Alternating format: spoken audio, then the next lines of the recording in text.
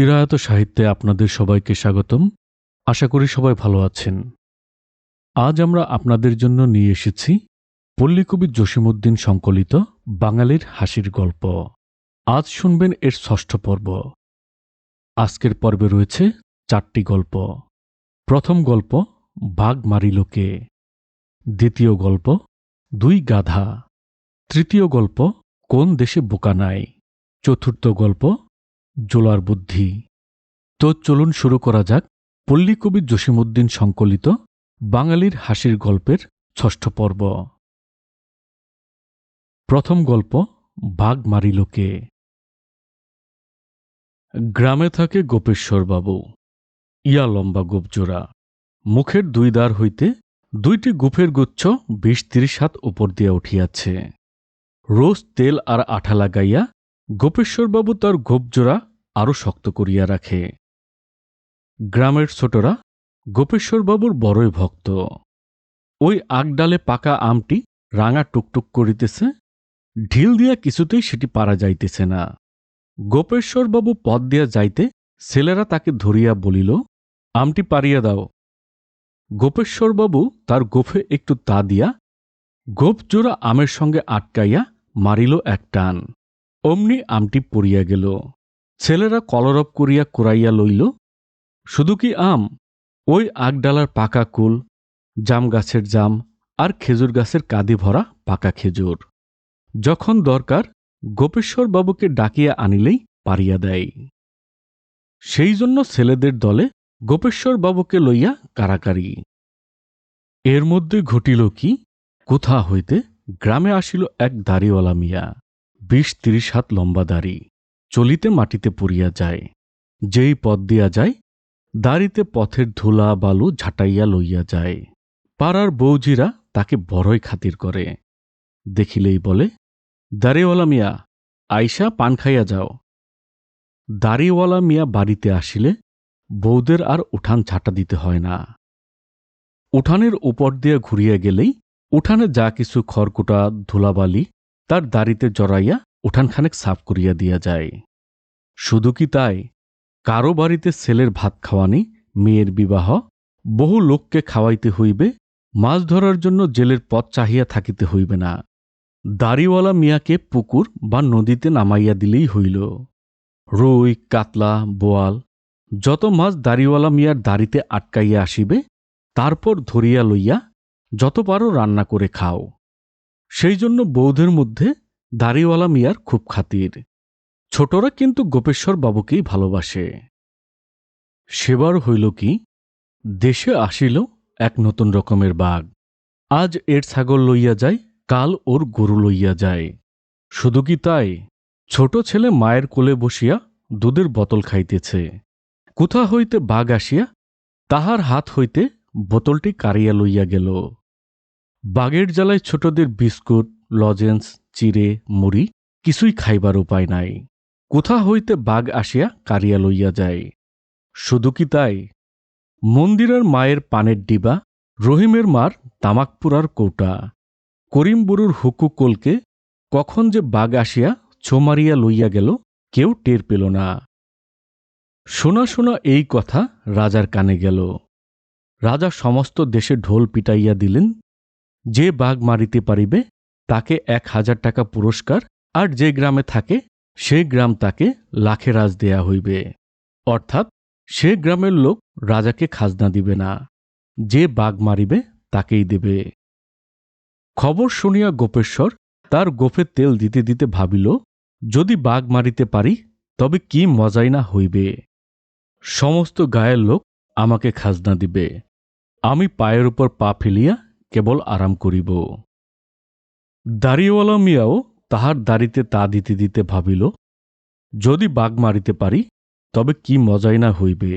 ১,০০০ টাকার ফুলেল তেল কিনিয়া কেবল দাড়িতেই মাখব। সন্ধ্যা হইলে গোপেশ্বর বাবু গ্রামের এক ধারে যাইয়া তাহার গোপজোড়া মিলিয়া বসিয়া রহিল। দাড়িওয়ালা মিয়া গ্রামের ওই ধারে বনের মধ্যে তাহার দাড়ির জাল ফেলিয়া বাঘের জন্য অপেক্ষা করিতে লাগিল। রাতের ১ প্রহর গড়াইয়া ২ প্রহর হইল, বাঘের কোনো দেখা নাই। দুই প্রহর গড়াইয়া প্রভাত হয়, বাঘের কোনো দেখা নাই। এধারে গোপেশ্বরবাবু গোপ মেলিয়া, ওধারে দাড়িওয়ালা মিয়া দাড়ির জাল মেলিয়া বসিয়া আছে তো বসিয়াই আছে। এমন সময় হন হন করিয়া বাঘ হুঙ্কার করিয়া গোপেশ্বরবাবুর সামনে আসিয়া তাড়া করিল। অমনি আর বাঘ যায় কোথায়? গোপেশ্বরবাবু বাঘের গলায় তার গোপ জোড়া দিয়া ফাঁস লাগাইয়া দিল। গোপ সমেত গোপেশ্বরবাবু সমেত টানিয়া হেসরাইয়া বাঘ ছুটিল ওদিকের পানে। ওদিকে তো দাড়িওয়ালা মিয়া দাড়ির জাল পাতিয়া বসিয়াই আছে। বাঘ যাইয়া আটকা পড়িল তাহার দাড়ির জালে। দাড়ি ধরিয়া বাঘকে টানিতে টানিতে দাড়িওয়ালা মিয়া যাইয়া রাজসভায় উপস্থিত। মহারাজ, ইনাম বকশিস দিন, বাঘ ধরিয়া আনিয়াছি। দাড়ির তলা হইতে গোপেশ্বরবাবু চিৎকার করিয়া বলে, মহারাজ, ও বাঘ ও ধরে নাই, আমি বাঘ ধরিয়াছি। দেখুন, আমার গোপের সঙ্গে বাঘ আটকাইয়া আছে। এত টানা হেঁচড়ায় বাঘটি তখন মরিয়া গিয়াছে। অবাক হইয়া সকলেই দেখিল, সত্যি তো, গোপেশ্বরবাবুর গোপের সঙ্গে বাঘ আটকাইয়া আছে। তখন এ বলে, আমি বাঘ ধরিয়াছি, ও বলে, আমি বাঘ ধরিয়াছি। অনেক বিচার করিয়া রাজা বলিলেন, তোমরা কেহ কারো চাইতে কম নও, দুইজনেই পুরস্কার পাইবে। পুরস্কার পাইয়া গোপেশ্বরবাবু আর দাড়িওয়ালা মিয়া গ্রামে সুখে বসবাস করিতে লাগিল। দ্বিতীয় গল্প, দুই গাধা। এক চাষির দুইটি গাধা ছিল। তাহারা একসঙ্গে মাঠে চড়িয়া খাইত, মাঝে মাঝে একসঙ্গে গান সাধিত। দুইজনের ভারী ভাব। অবস্থা খারাপ হইলে চাষি গাধা দুইটি বেচিতে হাটে লইয়া আসিল। একটি গাধা কিনিল ধোপা, অপরটি কিনিল এক সার্কাসওয়ালা। সার্কাসওয়ালা গাধাটি লইয়া দেশে বিদেশে সার্কাস দেখাইয়া চলিল। ধোপার গাধা দেশেই রহিল। 1 বৎসর পরে সার্কাসের দল দেশে ফিরিয়া আসিল। ধোপার গাধার সঙ্গে সার্কাসের গাধার আবার দেখা হইল। এতদিন পরে দুইজনে দুইজনকে দেখিয়া ভারী খুশি। সার্কাসের গাধা ধোপার গাধাকে জিজ্ঞাসা করিল, কেমন আছো ভাই? ধোপার গাধা বলিল, আরে ভাই, আমি ধোপার বাড়িতে সুখেই আছি। দুবেলা জাপ খৈল আর ইচ্ছামতো ঘাস খাই। ধোপার বাড়িতে বেশি কাজ নাই।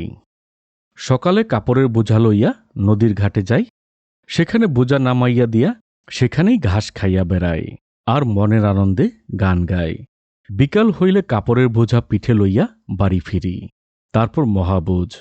দেখিতেছ না আমার শরীরটা কেমন নাদুস নদুস হইয়াছে। আচ্ছা ভাই, তোমাকে এমন শুকনা দেখাইতেছে কেন? সার্কাসের গাধা বলিল, সে কথা আর জিজ্ঞাসা করিও না ভাই। সার্কাসের লোকেরা ভালোমতো খাইতে দেয় না। তাহাদের যত মালপত্র আমার পিঠে চাপাইয়া এদেশ সেদেশ যাইতে হয়। ভালোমতো খাইতে পাই না। দিনে দিনে আমি কমজোর হইয়া পড়িতেছি। ধোপার গাধা বলিল, আচ্ছা ভাই, তুমি এই সার্কাসের দল ছাড়িয়া ধোপার বাড়িতে চলিয়া আসলেই পারো। এখানে কিছুদিন থাকিলে আমার মতোই তুমি খাইয়া দাইয়া নাদুস নদুস হইবে। সার্কাসের গাধা বলিল, কতবারই তো ভাবি তাই করিব, কিন্তু একটি আশায় সার্কাসের দল ছাড়িতে পারি না। ধোপার গাধা জিজ্ঞাসা করিল, কি আশা ভাই?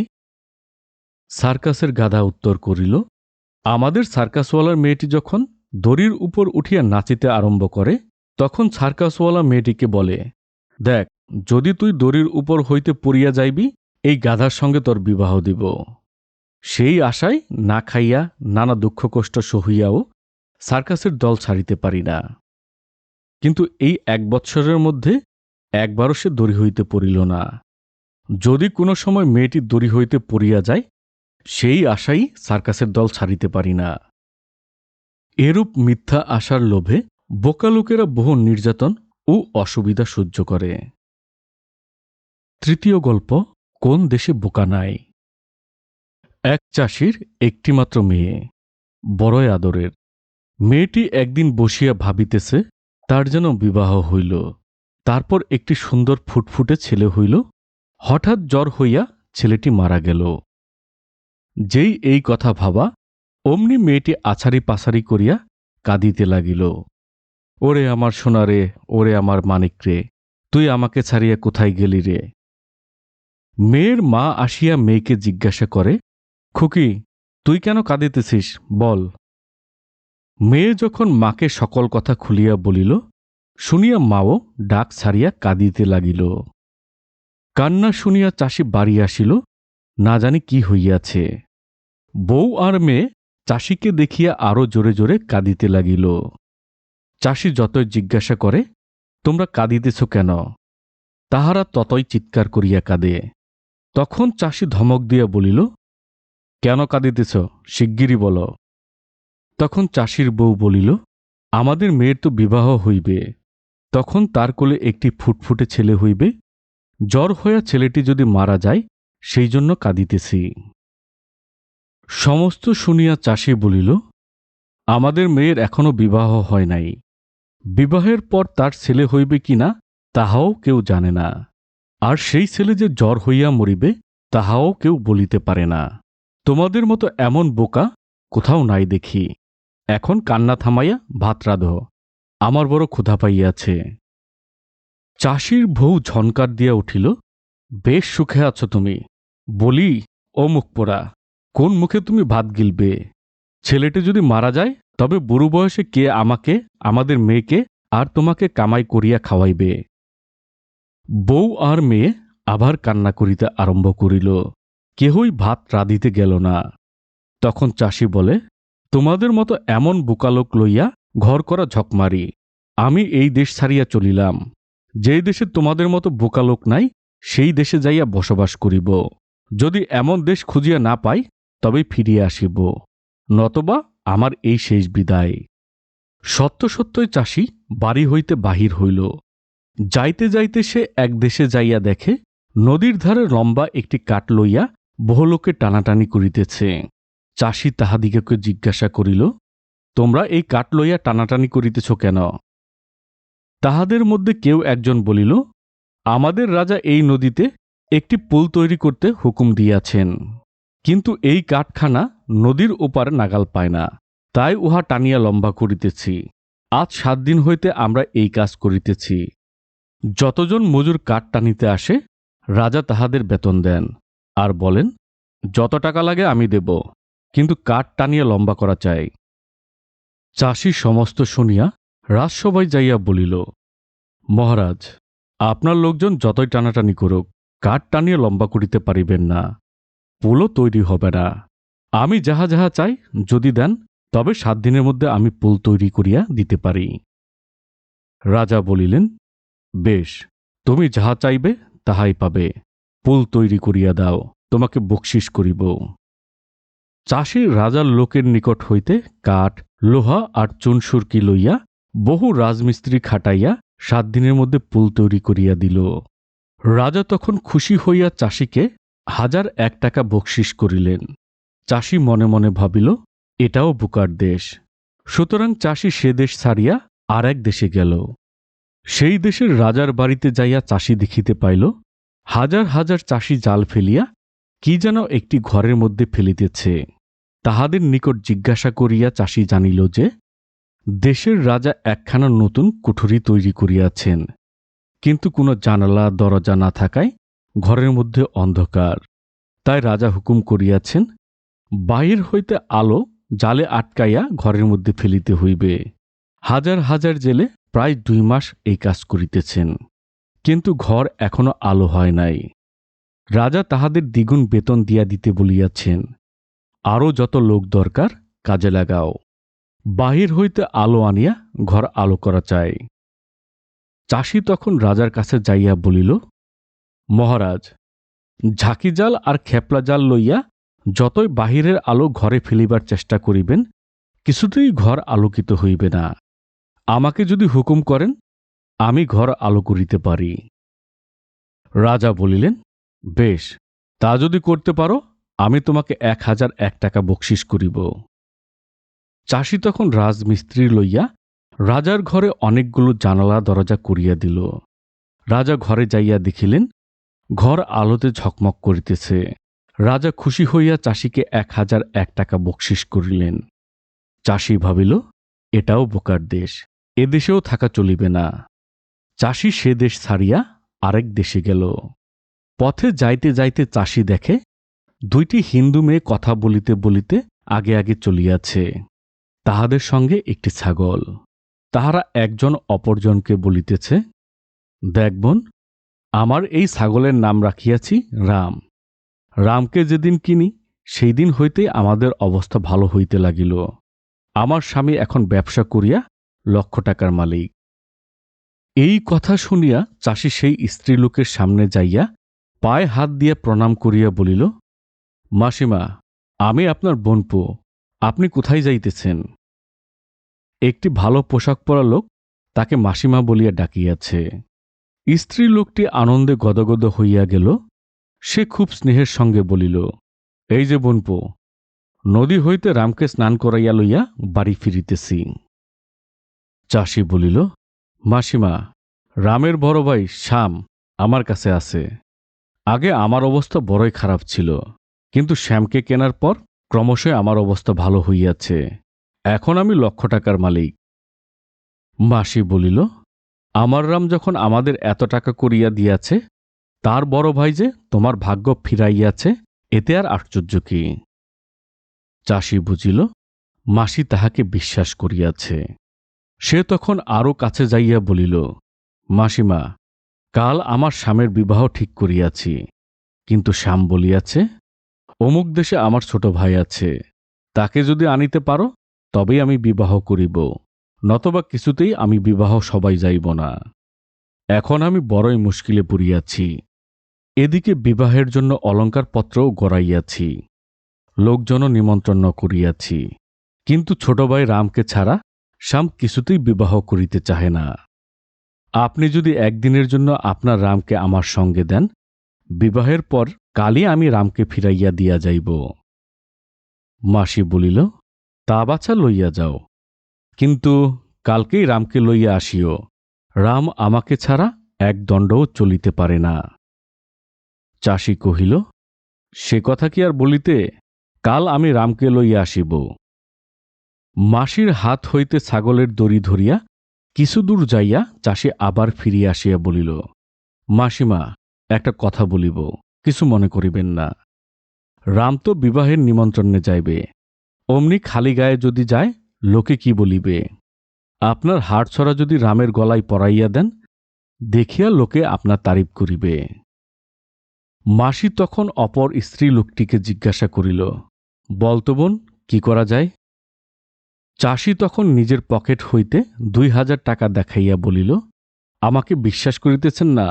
দেখুন আমার কত টাকা আছে, আমি গরিব লোক না। অপর স্ত্রী লোকটি বলিল, এ লোকটির কথাবার্তা এত ভালো, একে বিশ্বাস করা যায়। মাসি তখন হাড়ছড়াটি খুলিয়া ছাগলের গলায় পরাইয়া দিল। চাষি ছাগলের দড়ি ধরিয়া টানিতে টানিতে সামনের পথে আগাইয়া চলিল। অজানা লোকের সঙ্গে ছাগল কি যাইতে চাহে? সে এদিকে ঘাস দেখিয়া মুখ দেয়, ওদিকে মাঠ দেখিয়া ছোট দেয়। বিরক্ত হইয়া চাষি ছাগলের গলা হইতে হাড়ছড়াটি খুলিয়া লইয়া তাহাকে বনের মধ্যে ছাড়িয়া দিল। তারপর হন হন করিয়া পথ চলিতে লাগিল। এদিকে মাসি বাড়ি ফিরিতেই তার স্বামী জিজ্ঞাসা করিল, আজ স্নান করিতে এত দেরি হইল কেন? আমি এদিকে ক্ষুধার জ্বালায় মরিয়া যাইতেছি। একগাল হাসিয়া মাসি বলিল, পথে বোনপুর সঙ্গে দেখা হইল, তাহার সঙ্গে কথাবার্তা বলিতে দেরি হইয়া গেল। রামের ভাই শ্যামের বিবাহ হয় কি না, তাই রামকে লইতে আসিয়াছিল। স্বামী জিজ্ঞাসা করিল, তোমার গলার সোনার সরাটি তো দেখিতেছি না। বউ বলিল, রামের বড় ভাইয়ের বিবাহ, সেখানে রামকে তো আর খালি গায়ে পাঠাইতে পারি না, তাই আমার গলার হাড়ছড়া রামের গলায় পরাইয়া দিয়াছি। তুমি ভাবিও না, বোনপু কালকেই রামকে দিয়া যাইবে। স্বামী রাগিয়া কহিলেন, তোমাকে যখন আমি বিবাহ করি তখন তো তোমার কোনো বোনপুর কথা শুনি নাই, এখন বোনপু আসিল কোথা হইতে? তার নাম কি, বাড়ি কোথায় জিজ্ঞাসা করিয়াছিলে? বউ বলিল, না তো, সে কথা জিজ্ঞাসা করি নাই। স্বামী বলিল, তোমার মতো বোকা কোথাও দেখি নাই, সে লোকটা কোন দিকে গিয়াছে? বউ বলিল, সে উত্তরের দিকে রাস্তা দিয়া গিয়াছে। স্বামী তখন উত্তরের রাস্তা দিয়া ঘোড়ার ছুট লাগাইল। যাইতে যাইতে পথে মধ্যে চাষিকে দেখিয়া জিজ্ঞাসা করিল, দেখো ভাই, এই পথ দিয়ে একটি লোককে ছাগল লইয়া যাইতে দেখিয়াছ? সেই ছাগলের গলায় একটি সোনার হার। চাষি বলিল, দেখিয়াছি। সে এই পথ গড়িয়া ডাইনে গেল, তারপর বামে চলিল। আপনি একা গেলে তাহাকে ধরিতে পারিবেন না। আমার পথঘাট সব জানা। এক কাজ করুন, আপনি এখানে দাঁড়ান, আমি ঘোড়া ছুটাইয়া তাড়াতাড়ি যাইয়া তাহাকে ধরিয়া লইয়া আসি। লোকটি চাষিকে অনেক ধন্যবাদ দিয়া ঘোড়াটি তাহাকে দিল। চাষি ঘোড়া ছোটাইয়া দিল ছোট। যাইতে যাইতে সে ভাবিল, সকল দেশেই তো আমার বউয়ের মতো বোকা লোক আছে। বোকা নাই, এমন দেশ যখন কোথাও পাইলাম না, তখন বউয়ের কাছেই ফিরিয়া যাই। চতুর্থ গল্প, জোলার বুদ্ধি। জোলার এক গাই। জোলা তো সারাদিন তাঁত খুঁটি লইয়া কাপড় বোনায়। গাইটিকে মাঠে চড়াইতে যাইবে কখন? জোলা এক বুদ্ধি বাহির করিল। খুব লম্বা একটা দড়ি বাঁধিয়া জোলা গাইটিকে রোজ সকালে ছাড়িয়া দেয়। গাই যাইয়া সারাদিন ঘাস খায়। সন্ধ্যা হইলেই জোলা দড়ি ধরিয়া টানিয়া গাইটিকে ঘরে আনে। এইভাবে বহুদিন কাটিয়া গেল। মাঠের নানা শস্য খাইয়া গাইটি বেশ নাদুস নদুস হইয়া উঠিয়াছে। জোলার বাড়ির পাশে 7 ভাই চাষির বাড়ি। জোলার গাইটিকে একদিন তাহারা জবাই করিয়া খাইয়া ফেলিল। তারপর গাইটির নাড়ি ভুঁড়ি হাড় গোড় চামড়া সেই দড়ির সঙ্গে বাঁধিয়া রাখিল। রোজ বিকালবেলা জোলা রশি ধরিয়া টানিলে গাই আপনা হইতেই বাড়ি চলিয়া আসে। আজ জোলা এত টানাটানি করে, কিন্তু গাই আসে না। তখন জোলা আর জুলনি হেইয়ো হেইয়ো করিয়া কোন রকমে সেই নাড়ি ভুঁড়ি আর হাড় চামড়ার পুটলিটি টানিয়া আনিল। জোলা আর জুলনি বুঝিল তাহাদের গাইটি 7 ভাই চাষিরা কাটিয়া খাইয়া ফেলিয়াছে। গাইটির জন্য তাহারা সারা রাত বসিয়া কাঁদিল। পরের দিন সকালে জোলা সেই হাড় গোড় আর চামড়া একটা ছালায় পুরিয়া হাটে লইয়া গেল বিক্রি করিতে। মরা গরুর হাড় গোড় আর কে কিনিবে? তাছাড়া নাড়ি ভুঁড়ি পচিয়া দুর্গন্ধ হইয়া উঠিয়াছে। যে দেখে সেই লোক জোলাকে মারিতে আসে। জোলা হাটের এ কোণ হইতে ওই কোণায় যায়, ওই কোণ হইতে সেই কোণায় যায়। সকলেই দূর দূর করিয়া তাহাকে তাড়াইয়া দেয়। কোথাও সেই হাড় গোড় সে বেচিতে পারিল না। তখন সেই ছালা মাথায় করিয়া জোলা বাড়িতে রওনা হইল। পথের মধ্যে রাত্রি হইল। বাড়ি যাইতে আরো বহু পথ বাকি, কিন্তু রাত্রিকালে পথ চলিতে ডর করে। সেই ছালা সমেত জোলা একটি বটগাছের ডালে যাইয়া বসিয়া রাত কাটাইবে ঠিক করিল। অনেক রাতে 7 ভাই চোর এক বস্তা টাকা চুরি করিয়া আনিয়া সেই গাছের তলায় আসিয়া বসিয়াছে টাকা ভাগ করিবার জন্য। তাহাদের দেখিয়া জোলা ভয়ে ঠিরঠির করিয়া কাঁপিতে লাগিল। এমন সময় তাহার হাত হইতে সেই হাড়গোড়ের বস্তা পড়িয়া গেল। তখন ভয়ে চোরেরা টাকার বস্তা ফেলিয়া দে চম্পট। ভোর হইলে সেই টাকার বস্তা মাথায় করিয়া জোলা বাড়ি ফিরিয়া আসিল। জোলার বউ তো সেই টাকার বস্তা দেখিয়া আহ্লাদে আটখানা। মনের খুশিতে জোলা আর জুলনি হাত ধরাধরি করিয়া সেই টাকার বস্তার চারিদিকে ঘুরিয়া ঘুরিয়া নাচিতে লাগিল। নাচিয়া নাচিয়া হয়রান হইয়া জোলা ভাবিতে লাগিল, এক ছালা টাকা সে গুনিবে কি করিয়া। সে বউকে বলিল, সামনের 7 ভাই চাষির বাড়ি যাইয়া চাউল মাপিবার একটি সের লইয়া আসো। হেলিতে দুলিতে জোলার বউ 7 ভাই চাষির বউদের কাছে যাইয়া বলিল, তোমাদের চাউলের সেরটি দিবে?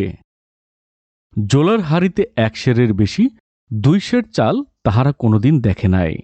তার বউ আসিয়াছে আজ সের লইতে।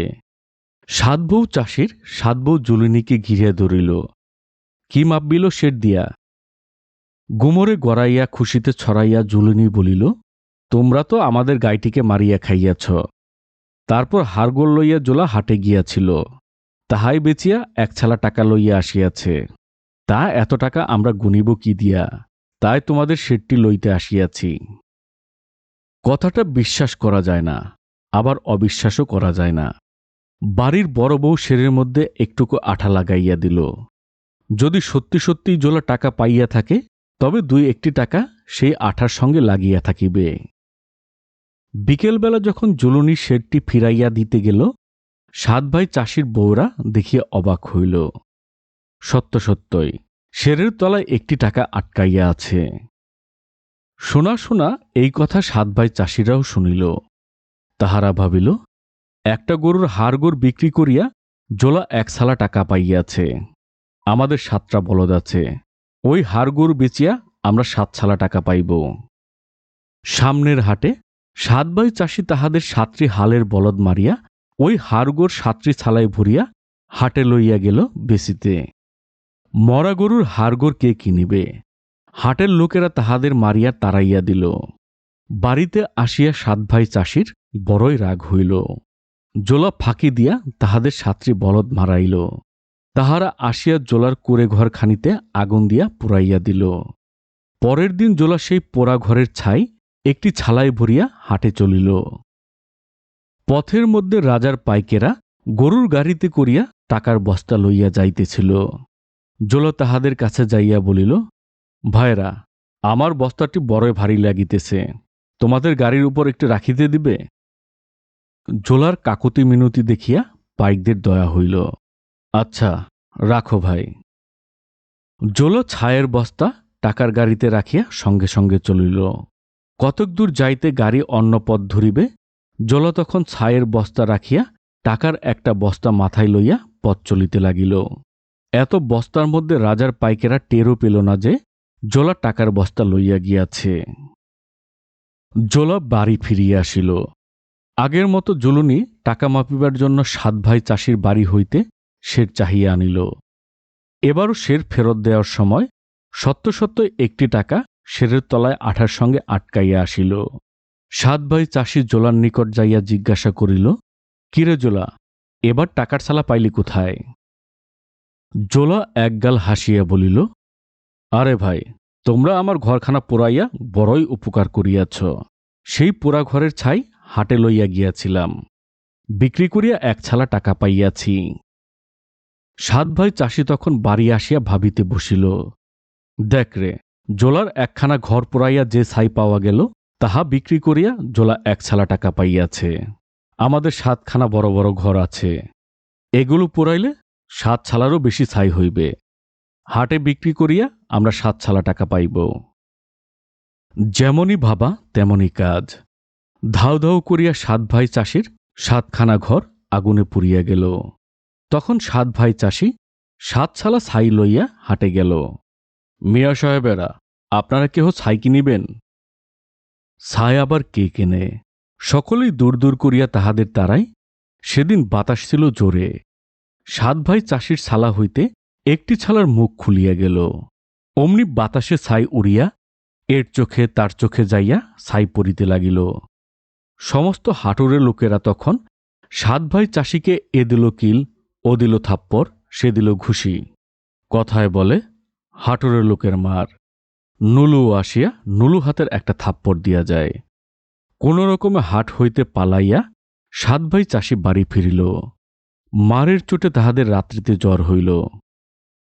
পরদিন সকালে 7 ভাই চাষি আবার পরামর্শ করিতে বসিল। নিশ্চয় জোলা তাহাদের ফাঁকি দিয়াছে। ফাঁকি দিয়া তাহাদের 7খানা ঘর পুড়াইয়াছে। 7 ভাই চাষি খুব রাগিয়া জোলাকে একটি ছালার মধ্যে ভরিল। তারপর সেই ছালা মাথায় করিয়া তাহাকে নদীতে ফেলিয়া দিতে লইয়া চলিল। জোলা বড়ই ভারী। যে জোলাকে ছালা সমেত মাথায় করিয়া লইয়া চলিয়াছিল, সে আর পারে না। নদীর নিকটে আসিয়া টিপ্পিস করিয়া ছালা সমেত জোলাকে মাটিতে ফেলিয়া দিল। তারপর সামনের বাড়িতে 7 ভাই চাষি তামাক খাইতে গেল। সেখানে এক রাখাল গরু চড়াইতেছিল। জোলা ছালার ভেতর হইতে সেই রাখালকে ডাকিতে লাগিল। রাখাল ছালার মধ্যে মানুষ দেখিয়া অবাক বনে গেল। সে জিজ্ঞাসা করিল, ভাই, তোমার এই রূপ অবস্থা কে করিল? ছালার ভেতর হইতে জোলা বলিল, আরে ভাই, আমার দুঃখের কথা আর বলিবার নয়। আমি তো বিবাহ করিতে চাহি না, কিন্তু 7 ভাই চাষি আমাকে জোর করিয়া ছালার ভিতরে ভরিয়া লইয়া যাইতেছে বিবাহ করাইবার জন্য। রাখাল বহুদিন হইতে বিবাহ করিবার চেষ্টা করিতেছে, কিন্তু বিবাহ করিতে তো অনেক টাকা লাগে। টাকার জোগাড় করিতে পারে নাই বলিয়া বিবাহ করিতে পারিতেছে না। সে বলিল, আচ্ছা ভাই, এক কাজ করিলে হয় না? তুমি সালার ভিতর হইতে বাহির হইয়া আসো, আমি সালার ভিতরে যাই, তোমার বদলে আমি বিবাহ করিয়া আসি। আমি ভাই বহুদিন হইতে বিবাহ করিতে চাহিতেছি, কিন্তু টাকা পয়সার অভাবে বিবাহ করিতে পারি নাই। সালার ভেতর হইতে জোলা বলিল, তুমি ভাই আমাকে বাঁচাইলে, আমার বদলে তুমি যাইয়া বিবাহ করিয়া আসো। আচ্ছা, এক কাজ করো, তোমার হাতের কাস্তেখানা দিয়া ছালার মুখটি কাটিয়া দাও। বোকা রাখাল তাই করিল। জোলা ছালার ভেতর হইতে বাহির হইয়া রাখালকে সালার মধ্যে ভরিয়া বেশ করিয়া সালার মুখ বাঁধিয়া দিল। তারপর পাশের একটি ঝোপের মধ্যে পালাইয়া রহিল। 7 ভাই চাষি পাশের বাড়ি হইতে তামাক খাইয়া আসিয়া সেই ছালা সমেত রাখালকে নদীতে ফেলিয়া দিয়া বাড়ি চলিয়া গেল। তাহারা ভাবিল, জোলা এবার সত্যি সত্যি নদীতে ডুবিয়া মরিবে। জোলা পাশের ঝোপ হইতে বাহির হইয়া আসিয়া রাখালের গরু লইয়া বাড়ি ফিরিল। 7 ভাই চাষি ভাবে, জোলাকে নদীতে ফেলিয়া দিয়া আসিলাম, বেটা আবার একপাল গরু লইয়া ফিরিয়া আসিল, ব্যাপার কি? জোলার কাছেই সমস্ত খবর শুনিতে হইবে। 7 ভাই চাষি জিজ্ঞাসা করিতেই জোলা বলিল, ভাই, ছালার মধ্যে ভরিয়া নদীতে ফেলিয়া দিয়া তোমরা আমার বড়ই উপকার করিয়াছ। আমি তো ছালা সমেত নদীর তলায় ডুবিয়া গেলাম। সেখানে গিয়া দেখি কি, কত শত শত গরু চড়িয়া বেড়াইতেছে। আমি আর কয়টা আনিতে পারি? এই গোটা 15 গরু তাড়াইয়া লইয়া বাড়ি আসিলাম। তোমরা 7 ভাই চাষি, যদি থাকিতে পারো প্রায় সকল গরু লইয়াই আসিতে পারিবে। 7 ভাই চাষি তখন জোলাকে অনুরোধ করিল, তুমি আমাদিগকে একে একে ছালাই পুরিয়া নদীতে ফেলিয়া দিয়া আসো। দেখো ভাই, তোমার কথা মতো গরু মারিলাম, ঘর পোড়াইলাম, এখন আমাদের কিছুই নাই। এবার যদি তোমার মতো কিছু গরু লইয়া আসিতে পারি, তবে হাল চাষ করিতে পারি। জোলা তখন একে একে 7 ভাই চাষিকে ছালাই পুরিয়া নদীতে ফেলিয়া দিয়া আসিল। তারপর 2 ছালা টাকা দিয়া আরো গরু বাছুর লইয়া সুখে দিন কাটাইতে লাগিল। ধন্যবাদ। এই ছিল আমাদের আজকের গল্প। আশা করি গল্পগুলো ভালো লেগেছে। যদি গল্পগুলো ভালো লাগে, তবে আমাদের চ্যানেল চিরায়ত সাহিত্যকে লাইক, কমেন্টস ও সাবস্ক্রাইব করে আমাদের পাশেই থাকবেন।